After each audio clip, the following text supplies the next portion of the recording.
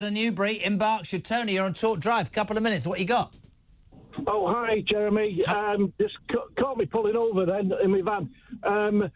I just wanted to mention about Justin Welby and the fact that he's constantly gone on about reparations for one thing and another, and that the government should pay back this and give reparations for this.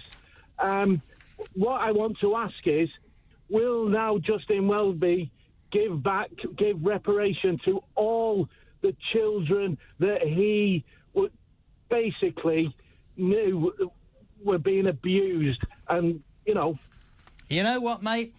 He who cast the first stone, as somebody said, I could not agree with you more. I've said it repeatedly on this show.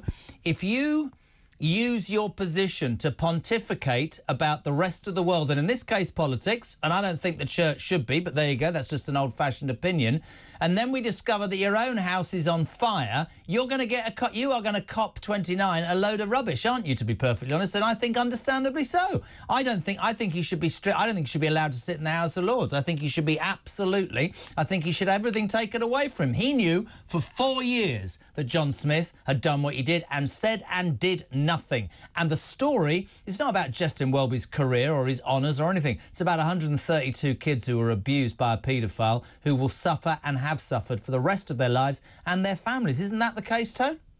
Well, the reason why I came on the phone, Jeremy, was because I was abused myself, but not sexually, and I'm all for children, me, and it absolutely enrages me when I hear things like this and people didn't do this and they kept quiet about that.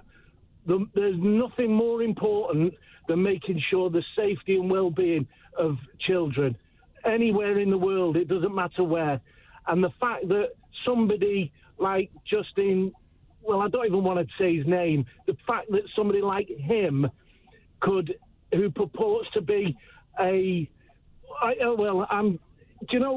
I'm just lost for words with him. No, I'm with you. As somebody who purports to be so perfect, who's supposed to be, the voice of God and reason and humanity, can hide something like that. Mate, I really appreciate your call, and I completely share what you feel.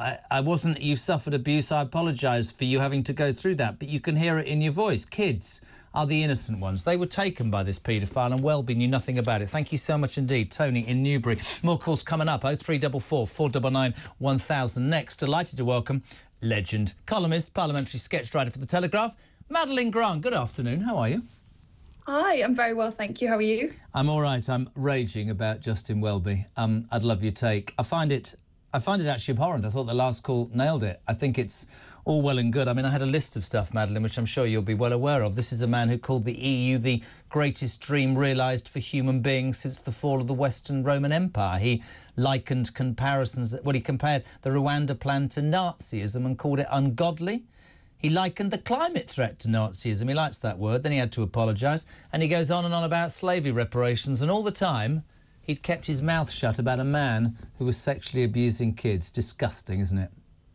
Well, I think that the kind of like the woke things that Justin Welby has said over the years are just so much less important than the scandal of knowing so much about this institutional abuse over a considerable period of time and not speaking up when he had the opportunity. The report is really damning because it laid out the fact that not only was Justin Welby being untruthful when he said that he'd only heard of these accusations in 2013, but that he'd actually first heard of them all the way back in 1981, albeit before he was ordained himself. So that he clearly had lied to his flock, and it's not an acceptable thing. If this were a parish priest who'd said this, they would have been out on their ear. So it was the right thing that Justin Welby resigned.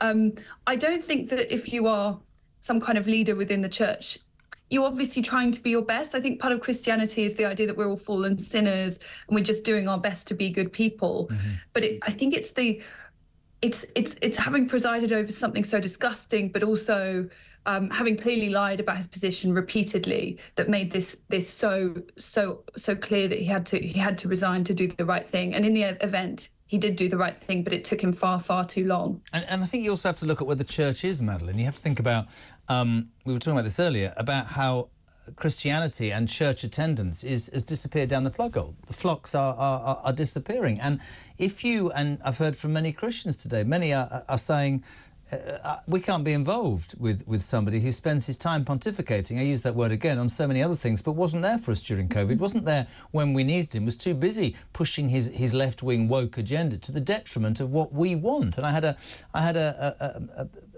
cleric on earlier who said, yeah, he had to go. My job is about spreading Christianity, not woke rubbish. And I think